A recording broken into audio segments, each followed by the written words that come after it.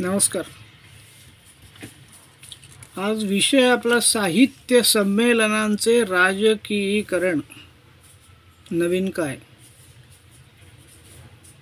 नवीन एवढंच की त्यात फक्त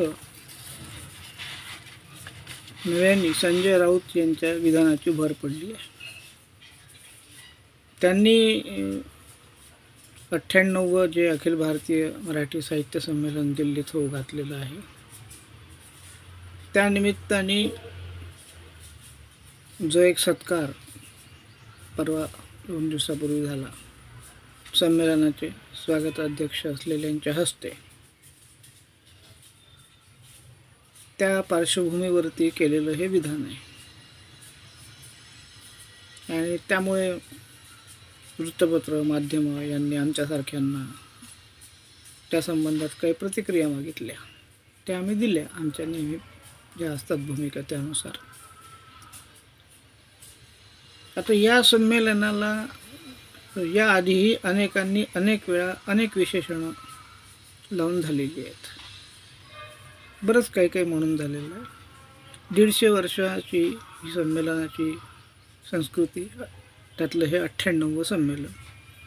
त्यामुळे खरे तर आपल्याला त्याची सवय व्हायला पाहिजे, झालेली आहे. भालचंद्र नेमाडेंनी मागे एकदा याला रिकाम टेकड्यांचा उद्योग म्हटलं होतं. तेव्हाही माध्यमांनी मला विचारलं होतं. त्यावेळेला मी म्हटलं होतं की रिकाम टेकड्यांचा उद्योग भालचंद्र नेमाडे यांनी म्हटलं, त्यांनी काय म्हटलं हे महत्त्वाचं नाही आहे, त्यांनी का म्हटलं हे महत्त्वाचं आहे. आणि त्यांनी ज्याकरता म्हटलं त्याचं आत्मपरीक्षण हे आपण करायला पाहिजे. तीच परिस्थिती आताही आहे. त्या स्थितीत काही बदल पडलेला नाही आहे. आणि त्याच्या आधी तर अनेक थोरा मोठ्यांनी सुद्धा या संमेलनात बरंच काही काही म्हटलं होतं. अनेक वर्ष तर त्याला ब्राह्मणीच म्हटलं जात होतं ना, नव्हतं का तसं ते? तेव्हा आपण काय केलं? आपण काही बदल केले, व्यापक केलं, नवनवीन प्रवाह आले, त्यांना सामावून घेण्याचा प्रयत्न केला. ही एक संस्कृती आहे आणि ती प्रवाही असते आणि ती प्रवाही राहिली पाहिजे. बाळ ठाकरेंनी त्याला, आपल्याला तर बैलच म्हटलं होतं. शिवाजी पार्कवर बैलांचा मेळा भरला म्हटलं होतं. त्याही फार पूर्वी आपले विनोदाचार्य श्रीपाद कृष्ण कोल्हटकरांनी त्यांच्या विनोदी शैलीत एक रूपक लिहिलं होतं. त्याचं शीर्षक होतं, तो धडाही होता आपल्याला पाठ्य अभ्यासक्रमात. त्याला म्हटलं होतं चोरांचं संमेलन. आता ते हेच संमेलन होतं की नाही हा भाग वेगळा, पण त्याच्या प्रेरणा याच्यातच होत्या. आधुनिक विद्रोही साहित्य जाणीवेनी अजूनही या संमेलनाला प्रस्थापितांचं संमेलन म्हटलं जात आहे. आता जे जे काही म्हटलं जातं आहे त्यातलं काय चूक, काय बरोबर, काय गैर आहे, याचा विवेक जो आहे तो विवेकी माणसांनी बाळगला पाहिजे. आणि त्या विवेकाने या सगळ्या म्हणण्याकडे बघितलं पाहिजे. एकमेकांच्या अंगावर एकमेकांनी जाण्यात काही फार अर्थ नाही. प्रत्येकाला अभिव्यक्तीचं स्वातंत्र्य आहे आणि ते घेण्यासाठी, प्रतिक्रिया उद्भवण्यासाठी काहीतरी मूळ क्रिया असावी लागते. ती क्रिया काय हे महत्त्वाचं आहे. ती क्रिया तशी नसेल तर तशी प्रतिक्रिया उमटणार नाही. त्यामुळे नुसत्याच प्रतिक्रियेवरती विधानं करण्यापेक्षा मूळ क्रिया काय, ती तशी का घडते आणि त्यावर अशी प्रतिक्रिया का उमटते, याच्या मुळाशी जाऊन ते समूळ नष्ट करणं हे आपल्याला नको आहे. त्यामुळे हे दरवर्षी घडत राहतं काही ना काही. अनेकदा तर हे धनिकाश्रयी संमेलन, सत्ताश्रयी संमेलन, विशिष्ट विचारसरणींच्या लोकांच्या हाती असलेलं संमेलन, गेलेलं संमेलन, चाललेलं संमेलन, राजकारण्यांच्या अतिरेकाचं संमेलन, मंत्र्यांच्या अतिरेकाचं संमेलन, सत्ता शरणार्थींचं संमेलन, गर्दी, असं अनेक काही काही म्हणून झालेलं आहे. गर्दीचं तर झालंच आहे, दर्दींच्या ऐवजी असंही म्हणून झालं आहे. म्हणून तर गर्दीकडून दर्दीकडे हे संमेलन वळवण्याची गरज पडली होती. पण केव्हा तरी याला अनेकदा ग्रंथकारांचं संमेलन, लेखकांचं संमेलन, प्रतिभावंतांचा मेळा, साहित्याची पंढरी, दर्दींचं संमेलन, आदर्श संमेलन, साहित्यप्रेमींचं संमेलन असं देखील म्हणून झालं आहे. हे विसरून कसं चालेल? हे लक्षात ठेवलं पाहिजे. आणि जे विसरू पाहत असतील त्यांना याची आठवणी करून दिली पाहिजे. आपलं काम आहे ना या क्षेत्रात काम करणाऱ्यांचं. एकूण काय की हा जो संमेलन उद्योग आहे तो करणाऱ्यांच्या वाट्याला गुच्छ आणि गोटे हे दोन्ही नेहमी आलेले आहेत. ते गुच्छ स्वीकारायचे आणि गोटे नाकारायचे असं काही होणार नाही आहे. कारण गोटे त्याच झाडावर मारले जातात ज्या झाडाला रसदार चविष्ट काही फळं लागतात. ती कोणीतरी चाखलेली असतात, त्याची काही मौज असते, त्याचे काही लाभ झालेले असतात. ती लागली नाही तर त्या झाडाला कोण गोटे मारणार आहे? एकूण काय की या संमेलनाच्या झाडाला काही लाभदायी फळं लागतात म्हणून अशी गोटे मारली जातात. हा त्याचा एक महत्त्वाचा निष्कर्ष आहे. आता हा मेळा भरवणाऱ्यांना त्यावेळी जे बैल म्हटलं गेलं होतं त्याचा आपला स्वाभिमान जो उफाळून आला होता आपण निषेध केला होता बाळा ठाकरेंचाही वसंत बापटांच्या नेतृत्वाखाली. पण अनेकदा पुढे स्थिती अशी निर्माण झाली की साहित्यिकांना जे विशेषण त्यांनी लावलं होतं ते बिलकुलच सार्थ ठरलं नाही असंही नाही. खूप वेळा परिस्थिती अशी उद्भवली की सार्थ ठरलं ते विशेषण अनेकांच्या बाबतीमध्ये. आज दलालांचं संमेलन त्याला म्हटलं गेलं म्हणूनही महामंडळाने निषेध केला. ठीक, पण मुद्दा एवढा मर्यादित आहे का? या संमेलनाला पुन्हा पुन्हा काही ना काही म्हणण्याची वेळ जी येते ती का येते? हा मुद्दा नाही आहे का?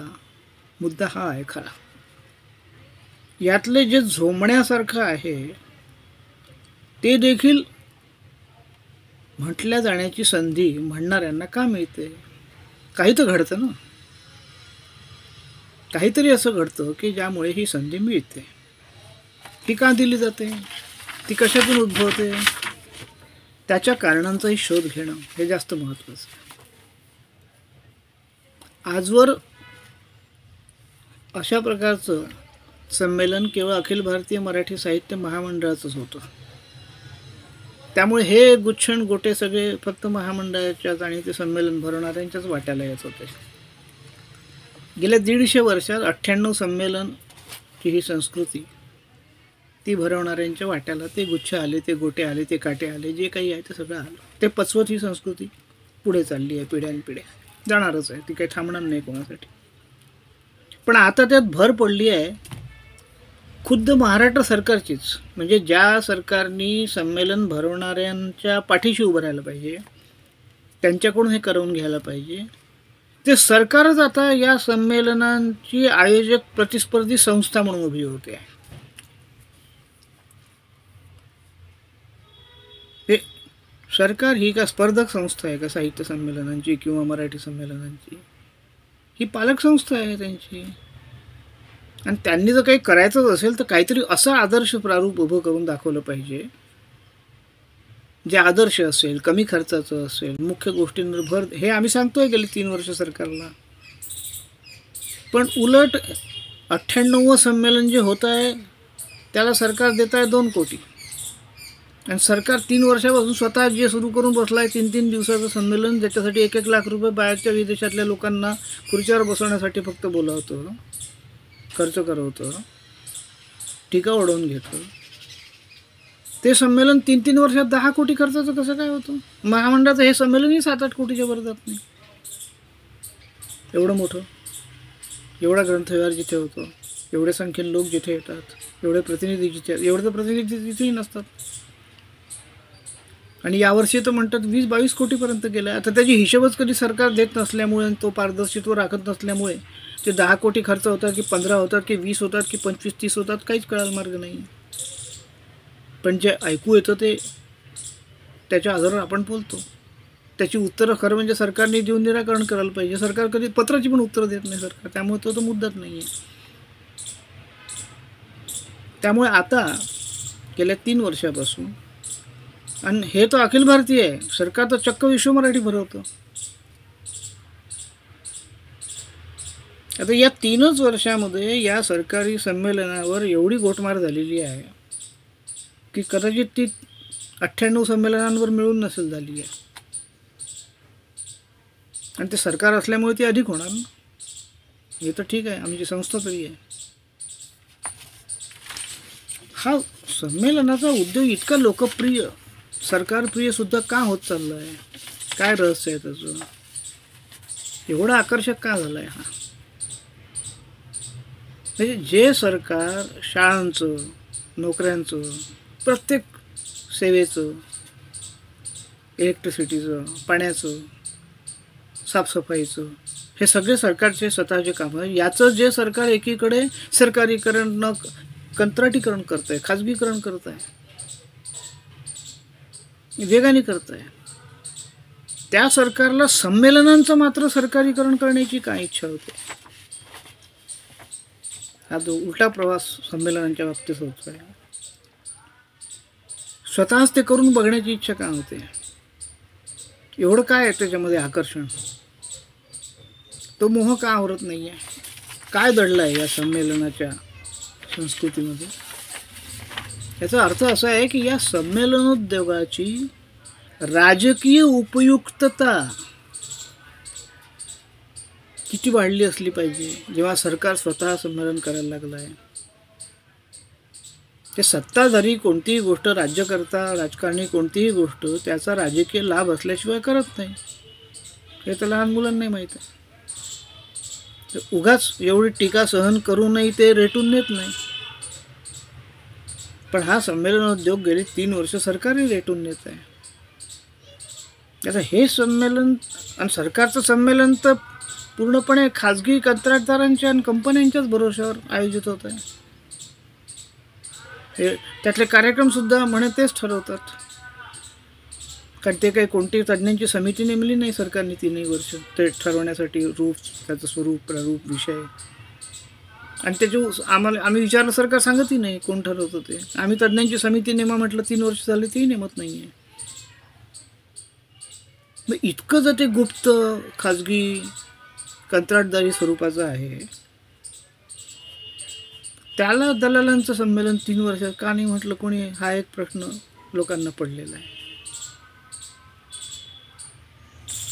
असे विविध प्रश्न निर्माण होतात या संमेलन संस्कृतीच्या निमित्ताने. त्याला सरकारी कंत्राटदारांचं सरकारी संमेलन म्हणून झालेलं आहे.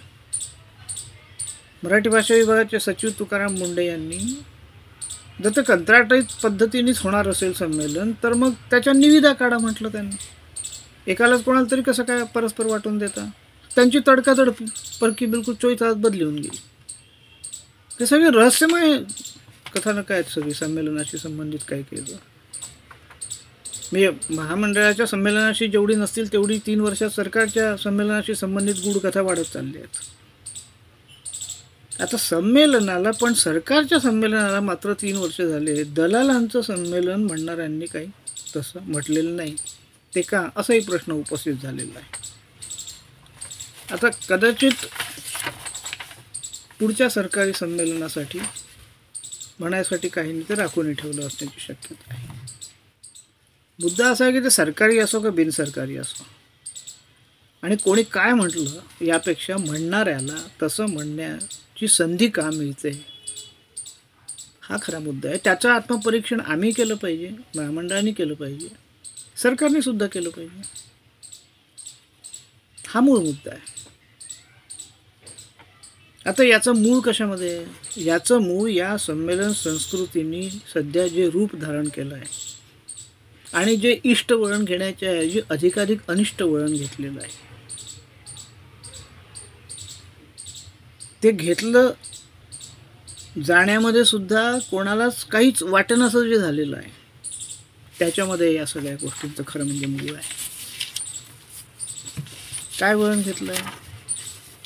कारण ही संमेलनं अधिकाधिक व्यासपीठीय, अधिकाधिक उत्सवी, अधिकाधिक कोट्यवधींची उड्डाणं घेत, कोटीच्या कोटी खर्चांची केवळ 3 दिवसामध्ये. अशी होत चालल्यामुळे ती आता संमेलनं भरवणाऱ्यांच्या कार्यकर्त्यांच्या भरोश्यावर नाही होत, शासनाची सुद्धा अधिकारी आणि कर्मचाऱ्यांच्या भरोश्यावर नाही होत, ती कंत्राटदारांच्या, ठेकेदारांच्या, वेगवेगळ्या कामाच्या, इव्हेंट मॅनेजर्सच्या, इव्हेंट कंपन्यांच्या भरोश्यावर होत आहेत. त्यात ही संमेलनं राहिली, मेळावे राहिले, त्यातल्या मूळ हेतूची राहिली की कंत्राटदारांचे, खाजगी कंपन्यांचे, इव्हेंट मॅनेजर्सचे आणि संमेलन भरवणाऱ्यांचे जे काही सगळ्यांचे मिळून हितसंबंध तयार होत असतील त्याच्या पूर्तीची व्यासपीठं झाली. ह्या सगळ्याचा नीट शोध तपास घेण्याची जबाबदारी आपली कोणाची आहे की नाही आहे, की फक्त एकमेकांवर टीका करण्याची आहे. त्यांनी त्याचा निषेध करायचा, त्यांनी त्याचा निषेध करायचा, यांनी त्याचं उत्तर द्यायचं, त्यांनी त्याचं उत्तर द्यायचं आणि पुन्हा दरवर्षी तेच करायचं. ही जी स्थिती आहे त्याच्या मुळाशी आपण जायचं आहे की नाही, आपल्याला रस त्यात आहे. ती सरकारी असो की बिनसरकारी, आता ती इव्हेंट झालेली आहे, याच्याबद्दल कोणाचंही दुमत राहिलेलं नाही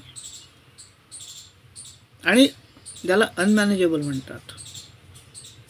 त्याचं व्यवस्थापन करण्याच्या पलीकडे गेली आहेत. काहीतरी थातूरमातूर डागडोजीकडून उत्तरं देऊन, वेळ मारून देऊन ते एकदा संपलं संमेलन की पलीकडच्या कामाला लागायचं. ही झालेली आहे दरवर्षीची स्थिती. आणि कोणताही इव्हेंट उद्योग हा शेवटी, किंवा कोणताही कंत्राटदार, ठेकेदारी काम हे शेवटी नफ्यासाठी चालणार. आता तो नफा प्रत्यक्ष आर्थिक स्वरूपातला असो, राजकीय स्वरूपातला असो, सामाजिक सांस्कृतिक स्वरूपातला असो, व्यक्तिगत लाभांच्या स्वरूपातला असो, राजकारण्यांच्या जवळ जायला मिळतो त्या स्वरूपातला असो, त्यांच्याकडून काही मिळवण्यासाठी त्यांच्याशी संबंध प्रस्थापित करण्याची संधी या व्यासपीठावर मिळते म्हणून असो, असे अनेक, याच्यावर मी अनेकदा लिहून बोलून झालेलं आहे, अनेक पुस्तकांमध्ये आमच्या ते संग्रहित झालेलं आहे. पण ते दरवर्षी पुन्हा पुन्हा ते दळण दळण्याची वेळ या संस्कृतीमुळे आलेली. आता हे जे प्रत्यक्ष अप्रत्यक्ष लाभांच्या, हितसंबंधी यांच्या अशा उत्सवी, रंजक अशा स्वरूपातल्या संस्कृतीमध्ये याचं रूपांतर झालेलं आहे. आता या कोणत्याही रूपातलं असो, लाभ तो, पण संमेलन हे त्यामुळे या अशा विविध हितसंबंधियांकरता एक संधी, एक पर्वणी वापरण्याची, वापरून घेण्याची अशी एक वस्तू झालेली आहे. आता दलालांची संस्कृती हे रूप तिला खरोखरच प्राप्त होत चाललं आहे की नाही आहे, याचाही जरा शांतपणे, थंड डोक्याने, एकमेकांवरती आरडाओरड, चिडचिड न करता विचार केला पाहिजे ना. काय प्रत्यक्षामध्ये खरं आहे की खोटं आहे? खरं असेल त्याची कारणं शोधली पाहिजे. तसंही दलाल या शब्दाचा अर्थ काय मराठीत? मध्यस्थ म्हणतात त्याला, इंग्रजीत ब्रोकर म्हणतात, एजंट म्हणतात, किंवा जो लिलाव करतो. म्हणजे जो या कोणत्याही व्यवहारामध्ये जो स्वतः एक पार्टी होतो, पक्ष होतो, बाजू होतो. संमेलन संस्कृतीमध्ये आता ठेकेदार, कंत्राटदार, इव्हेंट मॅनेजर ही एक बाजू नाही, महत्त्वाची बाजू होत चालली आहे. मग आता या मध्यस्थाला, हा काही असंसदीय नाही आहे शब्द तसा, त्याचे अर्थ हे आहेत शब्दकोशातले, व्यवस्थित अर्थ आहेत, वाईट अर्थ कुठेच नाही आहेत. मग आपण त्याला वाईट अर्थाने घेतो आहे, त्याचा जो मूळ अर्थ आहे त्या अर्थाने घेतलं पाहिजे. आणि तसं होतं आहे की नाही याचा आधी विचार केला पाहिजे. नसेल होत तर सप्रमाण खोडून काढलं पाहिजे. ते कोणीच करत नाही, सरकारी करत नाही, बिनसरकारी संमेलनं घेणारेही करत नाही. या संमेलन उद्योगामध्ये अशा मध्यस्थांचा, एजंटांचा शिरकाव खरोखरच झालेला आहे की नाही आहे, कोणत्याही हेतूचा असो, त्याचं उत्तर ठामपणे नाही असं कोणी देऊ शकणार आहे का? ह्याच्यावर हात ठेवून आपल्या शपथपूर्वक नाही. तो झाल्याशिवाय ही इव्हेंट उद्योग करणारी माणसं, कंपन्या, कंत्राटदार त्याच्याशिवाय नाही सरकारी संमेलनं घेत. जर घेत असतील तर राहिला प्रश्न अखिल भारतीय मराठी साहित्य संमेलनाचा, महामंडळाचा. याला मात्र दलालांचं संमेलन प्रत्यक्षात पहिल्यांदा म्हटलं गेलं. आता जे म्हटलं गेलं त्याचा संदर्भ पाहायला पाहिजे. का म्हटलं गेलं, कोणी म्हटलं, म्हणणारे कोण आहेत, म्हटलं का गेलं, ती घटना काय आहे, ती घटना कुठे घडली, हे सगळे संदर्भामध्ये ते येतं ना. कुठलीही गोष्ट संदर्भविहीन बघायची नसते, संदर्भासहित बघायची असते. संदर्भासहित अर्थ स्पष्ट होत असतो. संदर्भ सोडून अर्थ स्पष्ट नसतो, तो निरर्थ होतो. आता या दलालांचं संमेलन म्हटल्या गेलेल्या घटनेच्या मागे राजकीय पक्षोपक्षांच्या आपसातल्या राजकारणाची पार्श्वभूमी आहे.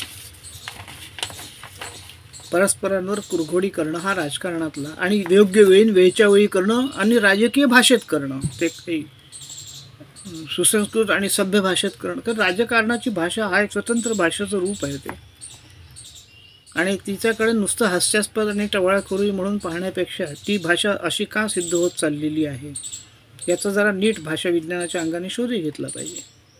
आपण अभ्यासक आहोत, संशोधक आहोत, लेखक आहोत, गांभीर्याने विचार करणारे आहोत. केवळ आपण कुठलीही गोष्ट मनोरंजनाच्या पातळीवर घेणारे नाही आहोत. तर त्या विधानाचा संबंध जो आहे तो या व्यासपीठावरती घडलेल्या एका घटनेशी आहे, आणि ती घटना एका राजकीय पुढाऱ्याच्या झालेल्या सत्काराशी संबंधित आहे. आणि अशा पुढाऱ्याचा की ज्याचं अस्तित्व गेल्या 2-3 वर्षात या राज्यामध्ये चाललेल्या राजकारणामध्ये प्रामुख्याने मध्यवर्ती आहे, आणि त्यांची आपसातली एकाच पक्षातल्या त्या लोकांची जी संदोपसंधी सुरू आहे, जो महाराष्ट्र बघतो आहे, देश बघतो आहे, त्या पार्श्वभूमीवरती आलेलं ते विधान आहे. त्याचा मुख्य संमेलनाशी खरं म्हणजे काही संबंध नाही आहे, त्या घटनेशी संबंध आहे. आता असं असताना खरं म्हणजे अखिल भारतीय मराठी साहित्य महामंडळाने देखील त्याकडे इतक्या तत्परतेने आणि इतक्या गांभीर्याने बघत ताबडतोब त्याचा निषेध करण्याची काही गरज नव्हती. कोणाला म्हटलंय, का म्हटलंय, कशाकरता म्हटलंय, आणि हे म्हणण्याची वेळ का आली, आणि आपणही का येऊ दिली. त्यामुळे एवढे राजकारणी, त्यातही परस्पर विरोधी, सध्या जे काही आपसातले युद्धग्रस्त आहेत, हे जर या संमेलनांच्या भोवती आपण गोळा केले असतील, आणि ते करणं ही जर आपली अपरिहार्यता असेल, गरज असेल, तर त्यातून हे असं काहीतरी घडणार आहे, उद्भवणार आहे, हे आपल्याला कळू शकतं. त्याची आपण मानसिक तयारी ठेवायलाच पाहिजे. त्यातून काही निषेधार्हही घडणार आहे, काही अवांछित घडणार आहे, काही अनिष्ट घडणार आहे. पण त्यातलं इष्ट जर अधिक घडणार असेल तर अशा काही अनिष्ट गोष्टी ज्या आहेत या हळूहळू लोक विसरून जातील आणि त्याचा इष्ट परिणाम लक्षात ठेवतील. त्यातही म्हणून महामंडळाने स्वतःच ढाल होऊन आपली छाती पुढे करून तो वार आपल्यावरती घेण्याची घाई केलेली आहे, ती करायला नको होती. काहीच कारण नव्हतं. ज्यांनी तो घडवला त्यांना ते स्वागताध्यक्ष आहेत आणि ते समर्थ आहेत त्याची उत्तर द्यायला. हे विधान काही महामंडळाच्या संबंधातलं नव्हतं तसंही खरं म्हणजे, जर नीट आपण अभ्यासपूर्वक बघितलं तर. महामंडळाचा संबंध या प्रकरणाशी केवळ वृत्तपत्रांनी जो मुद्दा उपस्थित केला तेवढ्यापुरता येतो, आणि तो आहे महामंडळाच्या संमेलनविषयक नियमभंगाचा. महामंडळाच्या संमेलनविषयक नियमांप्रमाणे संपूर्ण महामंडळाचं नियंत्रण करणारी एक 10 लोकांची मार्गदर्शक समिती असते, जिच्यामध्ये 7 लोक म्हणजे बहुमत हे महामंडळाचं असतं. 4 पदाधिकारी आणि उर्वरित 3 घटक संस्थांचे प्रतिनिधी आणि 3 आयोजकांचे प्रतिनिधी. आणि संमेलनाच्या प्रत्येक बारीक सारीक गोष्टीवर नियंत्रण या समितीने ठेवायचं असतं. हे तर मी सुद्धा अनेकदा म्हणून झालेलं आहे की मार्गदर्शक समितीच्या हाती संमेलनाचं नियंत्रण पूर्ण करण्याची जबाबदारी जी असते ती काही पहिल्यांदाच पार पाडली जात नाही असं नाही आहे. ती अनेकदा पार पाडली गेलेली नाही आहे. त्याची अनेक कारणं आहेत. त्याची चर्चा स्वतंत्र करावी लागेल. म्हणजे नियमभंग काही पहिल्यांदा होत नाही आहे. होत असेल तर. आणि महामंडळाच्या अध्यक्षांनी अतिशय नम्रपणे सांगितलंही आहे आपल्याला की हो झालेला आहे नियमभंग आणि नियमांच्या रक्षणाला आम्ही बांधील आहोत. बरोबर आहे अध्यक्षांचं म्हणणं. बांधील आहेत. जबाबदारी आहे अध्यक्षांची ती अध्यक्ष म्हणून. पण नियमभंग आत्ताच झाला, याच कार्यकाळात झाला आणि याच्या आधी कधीच झाला नाही. याचे खूप मोठमोठे नियमभंग होऊन गेले आहेत आणि महामंडळाने नुसतं दुर्लक्ष केलेलं नाही आहे. तो अनेकदा नियमभंग ज्यांनी केले त्यांच्या बाजूनी महामंडळातले अनेक लोक बहुमताने उभे पण झालेले आहेत. त्यामुळे नियमभंगाचा सुद्धा जो मुद्दा आहे तोही वर्तमानपत्रापुरता ठीक आहे. पण ज्यांना माहिती आहे की असे नियमभंग अनेकदा होऊन गेलेले आहेत, हे पहिल्यांदा होत नाही आहेत, त्यांनीसुद्धा या सगळ्या घटनेकडे बघताना त्याच्या मुळापर्यंत जाण्याचं टाळू नये असं आमच्यासारख्यांचं नेहमीच मत असतं. म्हणजे संमेलनविषयक नियमांचा भंगही काही पहिल्यांदा होत नाही आहे. तो पूर्वी झालेला आहे आणि त्याची आपल्याला सवय पण झालेली आहे. असं नाही आहे की त्याची सवय नाही झालेली. आता एकदा संमेलन महामंडळाने कोणाला करायला दिलं की महामंडळाचं त्याच्यावरचं नियंत्रण संपूर्ण सुटल्याचे अनेक प्रसंग आहेत. पहिलंच नाही. आणि यावेळेला काही नियंत्रण सुटलेलं आहे असं माझ्यासारख्याला तरी वाटत नाही. मग हे जर आपण अनुभव अनेकदा घेतलेले आहेत, आपण त्यातले जर अनुभवी झालेलो आहोत, तर आपल्यासाठी त्यात नवीन काहीच नाही आहे. बरं, या संमेलनाचं व्यासपीठ राजकारणासाठी, राजकारण्यांसाठी, राजकारण्यांना उपकृत करण्यासाठी, त्यांच्याकडून उपकृत करवून घेण्यासाठी, त्यांच्या मांडी लावून बसण्याची इच्छा असण्यासाठी, त्याच्यासाठी सुद्धा वापरली जाण्याची संस्कृती ही सुद्धा काही नवीन नाही आहे. किंवा मंत्र्यांचा वावर, राजकारण्यांचा वावर, आणि गेल्या 3 वर्षात तर त्याचा अतिरेक होत चालला आहे. हे आपण वर्ध्याच्या वेळेलाही बोललो होतो, अमळनेरच्या वेळेलाही बोललो होतो. आता जर तो झाला असेल तर तो अपरिहार्यच आहे, कारण संमेलन दिल्लीला होत आहे, पहिल्यांदा होत आहे, अभिजात दर्जा मिळाल्याच्या पार्श्वभूमीवर होत आहे. त्यामुळे इथे तर गृहीतच आहे की हे सगळं घडणार आहे. कारण दिल्लीत मराठी भाषिक समाजाचं संमेलन होणं ही मुख्य गरज आहे. आता त्याच्यामध्ये कोण येतं आहे आणि कोण येत नाही आहे हा सुद्धा मुद्दा गौण झालेला आहे. ती दिल्लीत संमेलन होण्यासाठी मराठी भाषिक समाजाने मोजलेली किंमत आहे आणि ती द्यावीच लागणार आहे, कधी ना कधी द्यावीच लागणार होती. आणि ती किंमत देऊनही दिल्लीमध्ये संमेलन होणं ही आपली गरज आहे. ते होत आहे, हे महत्त्वाचं आहे. त्या तुलनेमध्ये या बाकी सगळ्या ज्या गोष्टी आहेत या तशा फार गौण ठरतात. कारण हे सगळं वारंवार घडून गेलेलं आहे, काय पहिल्यांदा घडत नाही आहे. दिल्लीत संमेलन म्हणून पहिल्यांदाच घडतं आहे असंही काही नाही. त्याचंही आता कोणाला काही वाटेन असं झालेलं आहे खरं म्हणजे. आता हा सगळा जो प्रश्न आहे मुळामध्ये की हा संमेलन उद्योग आता मुळामध्ये साहित्यापुरता, ग्रंथकारांपुरता, लेखकांपुरता, गांभीर्याने संमेलनांकडे बघण्यापुरता आणि संमेलनांमध्ये फार गंभीर अशा चर्चा करण्यापुरता असा केवळ साहित्योद्योग राहिलेला नाही आहे. तो उत्सव झाला आहे. ते कोणाच्याच नियंत्रणात फारसं राहू नये. एकदा एखादी गोष्ट, आणि आता तर जिथे गर्दी होणार असेल तिथे संमेलनं झाली पाहिजे इथपर्यंत विचार चालला आहे. उद्या गर्दीला प्रिय असणाऱ्या लेखकाला संमेलनाध्यक्ष करण्यापर्यंत सुद्धा हे संमेलन गेलं तर कोणीच ते रोखू शकणार नाही आहे. कारण ज्या दिशेने हा प्रवास चालला आहे हा काही फार इष्ट दिशेने चाललेला नाही आहे. संमेलनं जनसत्तेच्या हाती जाणं, राजकारण्यांच्या हाती जाणं आणि त्याच्या बदल्यामध्ये मग आपली अभिव्यक्ती स्वातंत्र्य गहाण ठेवलं जाणं, सत्तारूढ असलेले जे कोणी निर्देश देतील त्या पद्धतीने त्यांनी काही न सांगतासुद्धा आपण वागणं हे सगळं होऊन गेलेलं आहे आणि हे अधिक वाढत जाणार आहे, हे कमी होणार नाही. ते आपल्याला करायचं आहे की नाही, कमी संमेलन वळवायचं आहे की नाही इष्ट दिशेने, यावर आपण नेहमीच चर्चा करतो, पण ते निरर्थक ठरतात. ते ज्या दिशेने जायचं आहे त्याच दिशेने चाललेलं आहे. त्याला अनेकदा इष्ट दिशेने वळवण्याचे प्रयत्न खुद्द महामंडळाने सुद्धा केलेले आहेत वेगवेगळ्या कालखंडात, वेगवेगळ्या कार्यकाळात. त्याला आदर्श वळण लावण्याचे उपक्रम झालेले आहेत, ते यशस्वीसुद्धा झालेले आहेत. पण दर 3 वर्षांनी महामंडळ एकाच ठिकाणी हे स्थिर नसतं, बदलत असतं, फिरत असतं. परिस्थिती बदलत राहते, आर्थिक परिस्थिती बदलते, सामाजिक बदलते, राजकीय बदलते, सांस्कृतिक बदलते.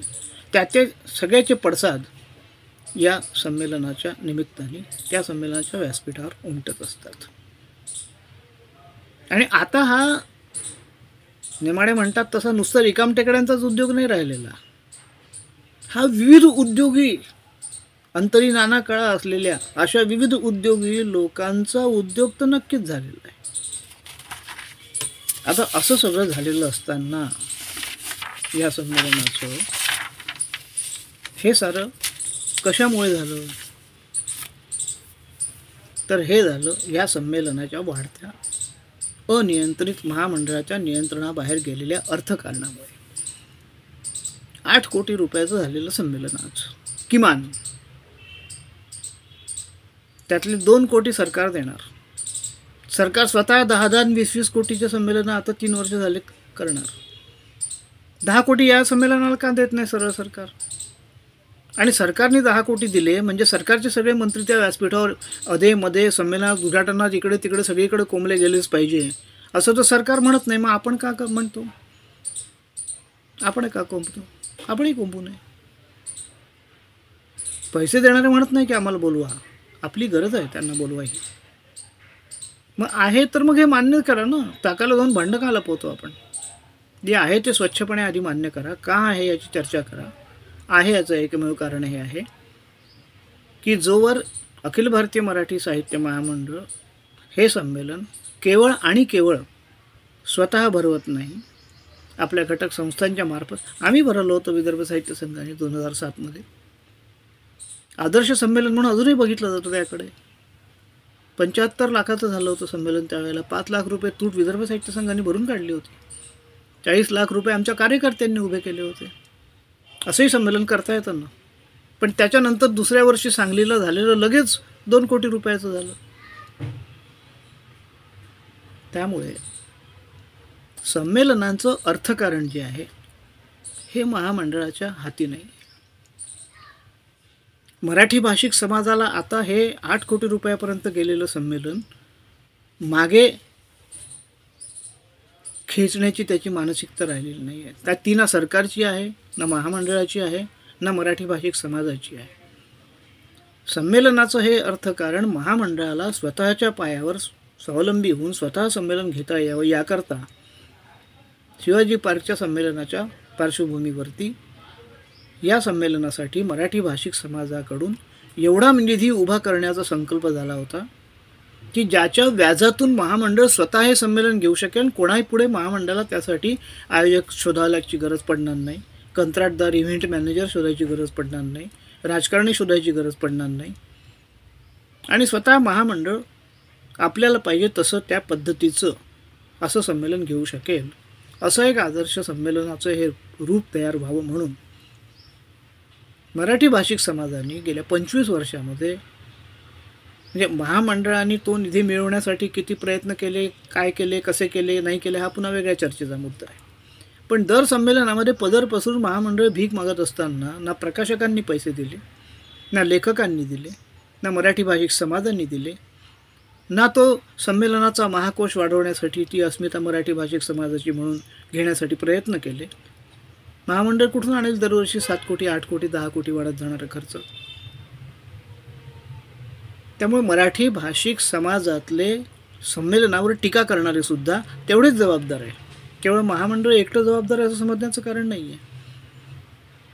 ही या समाजाची संस्था आहे आणि ती टिकावी असं वाटत असेल आणि हे संमेलन स्वतःच्या कण्याने ताठ राहावं, आपलं अभिव्यक्ती स्वातंत्र्य आपल्याला पूर्णतः जपता यावं, ठामपणे आपल्याला संमेलनात उच्चारता यावा, कोणाच्याही दडपणाखाली काय बोलायचं आणि काय नाही हे ठरवण्याची वेळ येऊ नये. असं जर संमेलन आपल्याला खरोखरच हवं असेल, हवं आहे का हा पहिला प्रश्न आहे.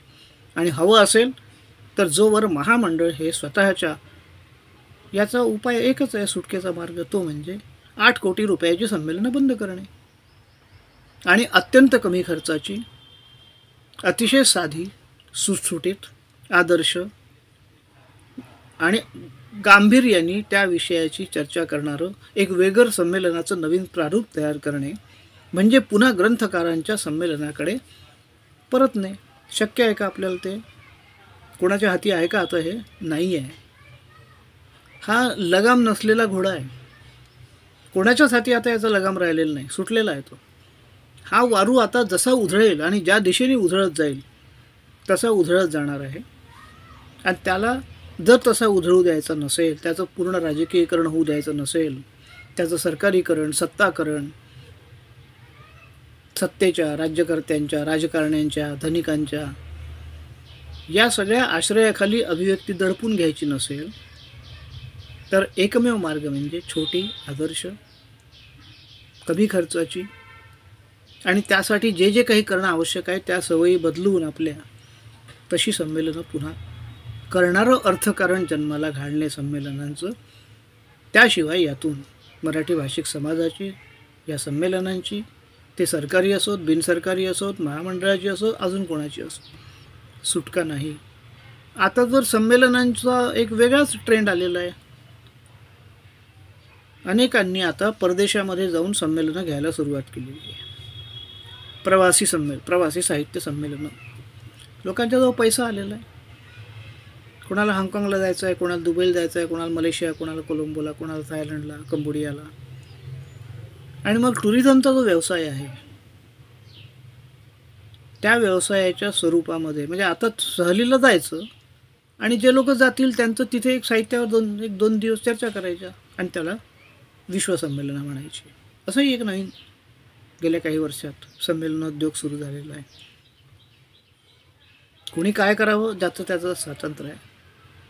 पण ज्या उद्देशांनी विभागीय साहित्य संस्था जन्माला घातल्या गेल्या, ज्या उद्देशाने अखिल भारतीय मराठी साहित्य महामंडळ निर्माण केलं गेलं आणि ज्या उद्देशाने या 98 संमेलनांना जी काही प्रतिष्ठा, पुण्याई जी काही तिच्या मागे उभी आहे, ती जर टिकवायची असेल आणि अभिव्यक्ती स्वातंत्र्याचं व्यासपीठ म्हणून जर हे संमेलन सुरक्षित राखायचं असेल, तर या संमेलनाचं अर्थकारण ताबडतोब बदललं पाहिजे. आणि ते बदलण्यासाठी या संमेलनाचं स्वरूप बदलण्याची गरज आहे. ते जर शक्य असेल तरच हे शक्य आहे. अन्यथा दरवर्षी याच चर्चा, त्याच पुन्हा पुन्हा आपण ज्या करतो त्या तशाच करत राहणार आहोत. धन्यवाद.